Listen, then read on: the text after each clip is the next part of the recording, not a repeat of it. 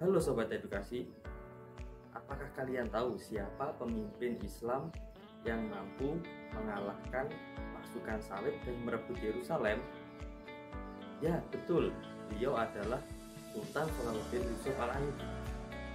Nah, sebelum kita memulai pembelajaran pada kali ini, mari kita berdoa dengan mengucapkan Bismillah bersama-sama.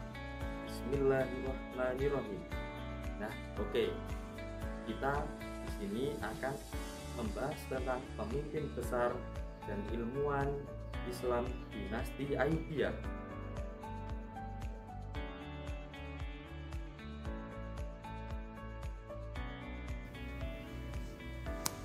Oh iya Sobat Edukasi, tujuan pembelajaran kita kali ini seperti yang ada di layar tampilan ya, silahkan dibaca. Nah, jadi kita akan membahas 3 pemimpin besar dan ilmuwan Islam dinasti Ayyubiyah. Yang pertama adalah Sultan Salahuddin Yusuf Al-Ayyubi. Nama lengkap beliau adalah Salahuddin Yusuf Al-Ayyubi Abdul Muzaffar Yusuf bin Najmuddin bin Ayyub. Beliau lahir di Benteng Tikrit, Irak pada 532 Hijriah. Ayah beliau adalah Najmuddin Ayyub dan seorang gubernur dari wilayah Baalbek. Nah, ketika beliau lahir, keluarganya langsung berpindah dari Tikrit ke Mosul dan mendapat perlindungan dari Gubernur Imamuddin Zangki. Sultan Salahuddin Yusuf Al-Ayyubi memiliki panggilan Eropa dengan nama Saladin. Beliau ketika masih muda akrab dengan pendidikan agama, matematika, sains, dan juga filsafat.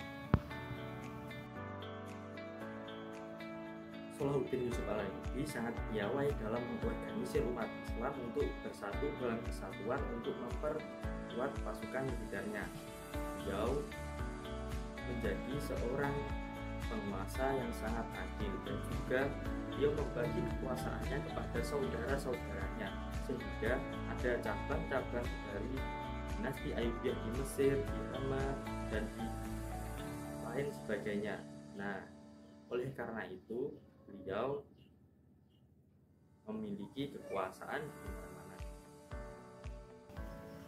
Perang salib yang terjadi pada masa Salahuddin Yusuf Al-Ayyubi adalah perang salib periode kedua yang berlangsung sekitar tahun 1144 Masehi sampai 1192 Masehi. Periode ini disebut periode reaksi umat Islam, terutama bertujuan membebaskan kembali Baitul Maqdis atau biasa disebut dengan Masjid Al-Aqsa.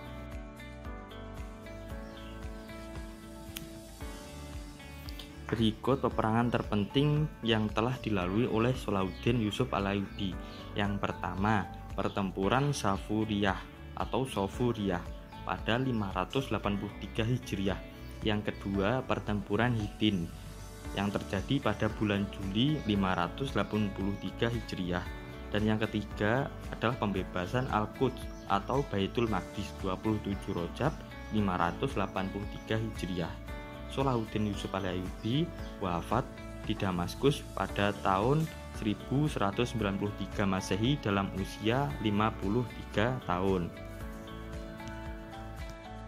Wah, ternyata sangat berat sekali ya kisah dari Sultan Salahuddin Yusuf Al-Ayyubi. Nah, sekarang kita akan berlanjut ke pemimpin besar Islam dinasti Ayyubiyah yang kedua, yaitu beliau adalah Sultan Al-Adil Saifuddin.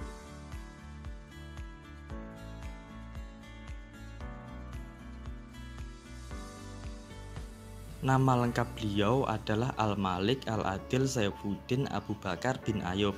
Beliau adalah penguasa keempat dinasti Ayyubiyah yang memerintah pada tahun 596 sampai 615 Hijriah atau 1200 sampai 1218 Masehi.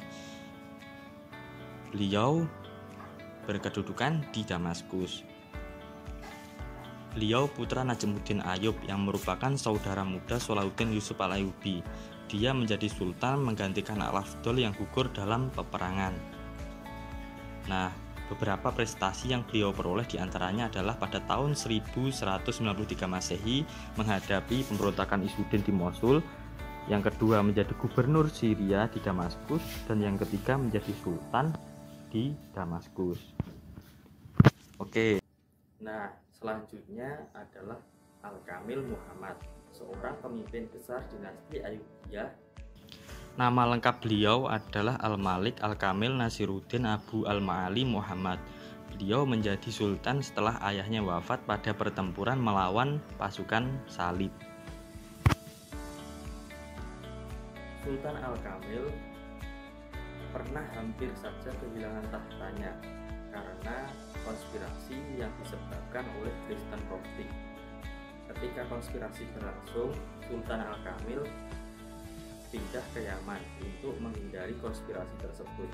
Nah, setelah itu Al-Mu'ajam, saudara dari Sultan Al-Kamil, memadamkan konspirasi yang terjadi.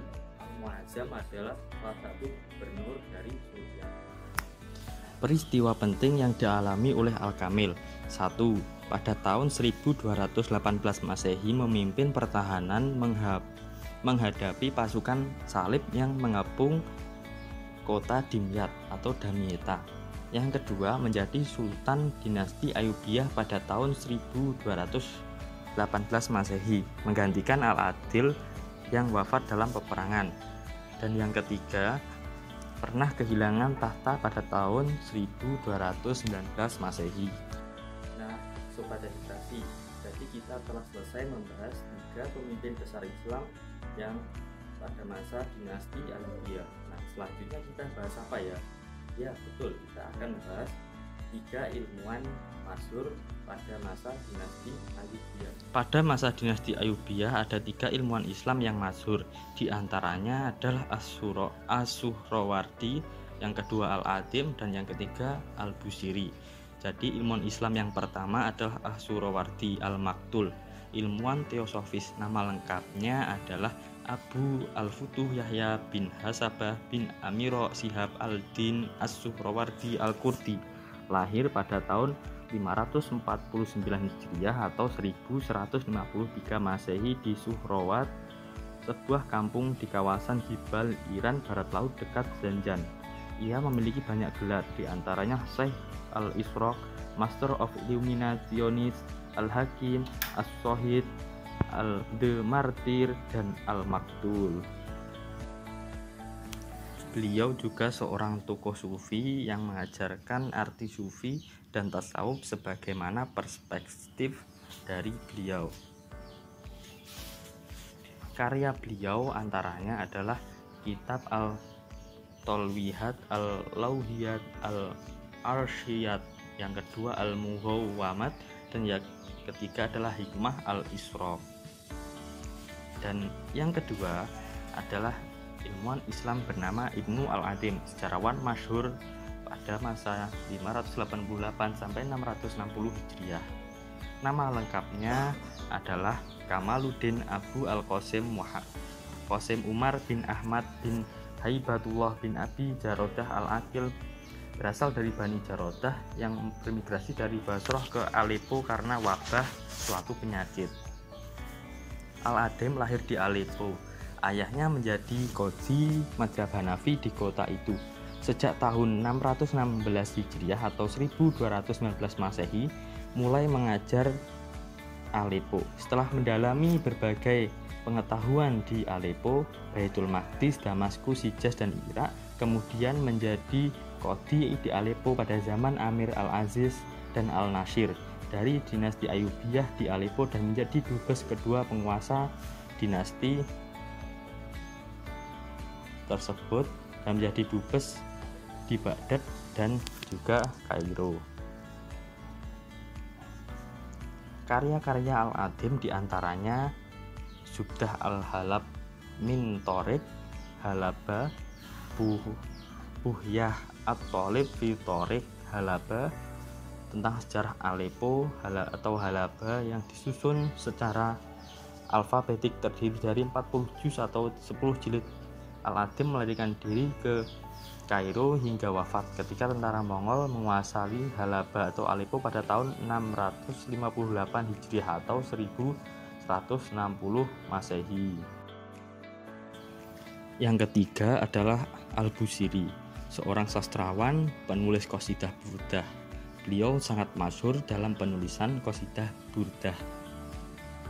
Nama lengkap beliau adalah Sarafuddin Abu Abdillah Muhammad bin Abdullah As-Sonhaji Al-Busiri, lahir pada tahun 1212 Masehi di Maroko. Al-Busiri seorang sufi besar, pengikut Thariqat Sadiliyah dan menjadi salah satu murid Sultanul Aulia Syekh Abul Hasan As-Sadili radhiyallahu anhu. Gurunya yang lain beberapa ulama tasawuf seperti Abu Hayyan, Abu Fatah bin Ya'mari, dan Al-Ais bin Jama'ah Al-Kanani Al-Hamawari.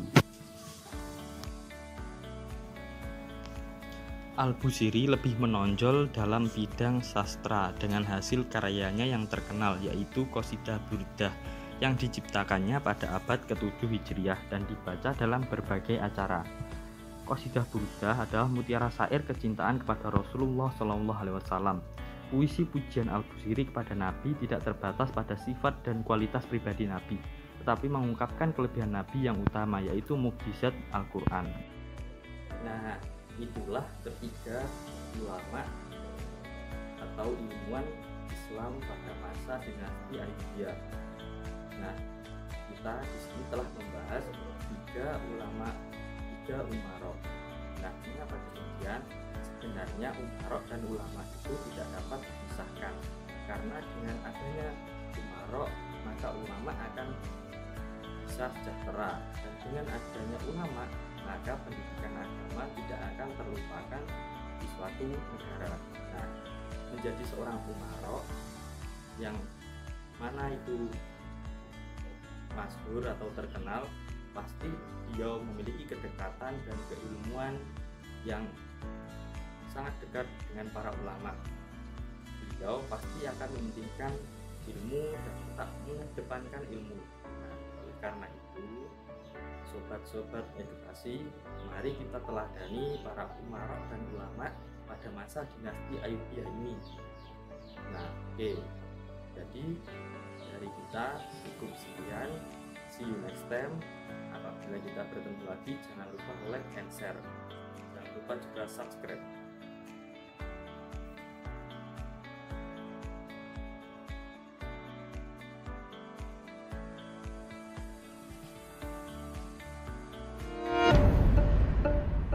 Be without fear in the face of your enemies.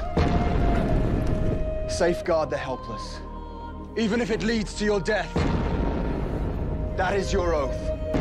Rise a knight! Rise a knight! What becomes of us? The world will decide. The world always decides. A new world. A better world than has ever been seen. There, you are not what you were born, but what you have it in yourself to be. A kingdom of conscience.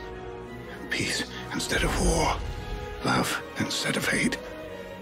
That is what lies at the end of crusade.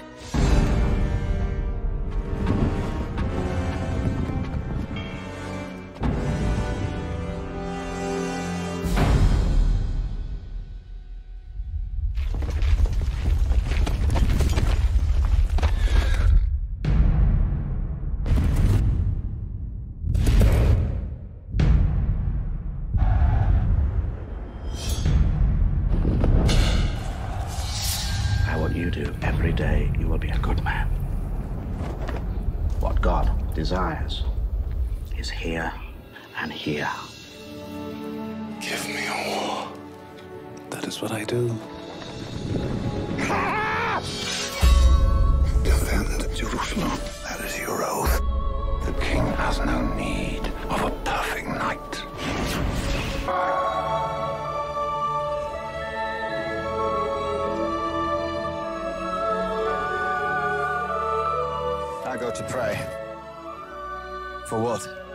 strength to endure what is to come.